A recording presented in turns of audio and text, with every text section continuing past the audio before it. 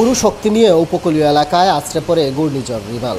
প্রবল ঘূর্ণিঝড়ের তাণ্ডবে তছনছ হয় ঘরবাড়ি, দোকানপাট, ভেঙে গেছে গাছপালা।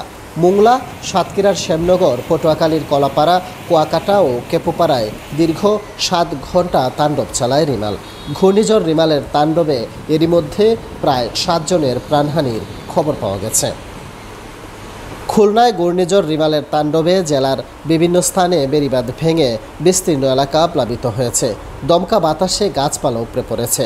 সোমবার ভোররাতে জোয়ারের পানির তীব্র চাপে কয়রা উপজেলার মহেশরীপুর ইউনিয়নের সিংহেরচর, মহারাজপুর ইউনিয়নের 10 হালিয়া ও দক্ষিণ বেদাকাশি ইউনিয়নের 3 নম্বর ওয়ার্ডের বেড়িবাঁধ ভেঙে গেছে।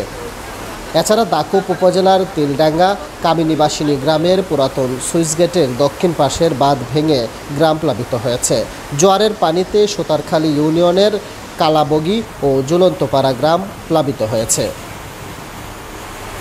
রিমালের তাণ্ডবে ব্যাপক ক্ষয়ক্ষতি হয়েছে কলাপাড়া, কেপুপাড়া ও কুয়াকাটায়। প্রবল ঘূর্ণিঝড়ের প্রভাবে বিষখালী, সন্ধ্যা, পায়রা, আন্দারমানিক, গলাচিপা ও তেতুলিয়া নদীর পানি উপচে পড়া পানিতে বরগুনা ও পটুয়াখালীর নিম্নাঞ্চল প্লাবিত হয়েছে।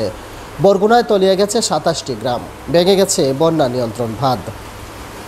আমতলী ও তালতলী উপজেলার 258টি শিক্ষা প্রতিষ্ঠান বন্ধ রেখেছে উপজেলা নির্বাহী অফিস।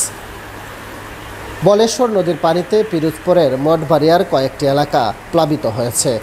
রিমালের প্রভাবে স্বাভাবিকের চেয়ে 4 ফুট পানি বেড়ে প্লাবিত হয়েছে গোটা সুন্দরবন।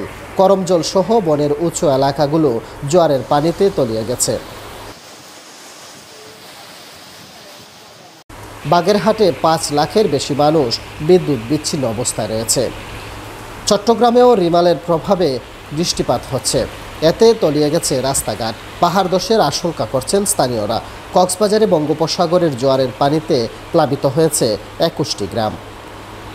নোয়াখালীর হাতিয়ায় বেশ কিছু এলাকা প্লাবিত হয়েছে, এতে পানিবন্দী হয়ে পড়েছেন হাজারো মানুষ। ঘূর্ণিঝড়ের প্রভাবে সিলেট, হবিগঞ্জ, মৌলভীবাজার সহ দেশের বিভিন্ন এলাকায় বৃষ্টি ও ঝোড়ো হাওয়া বইছে।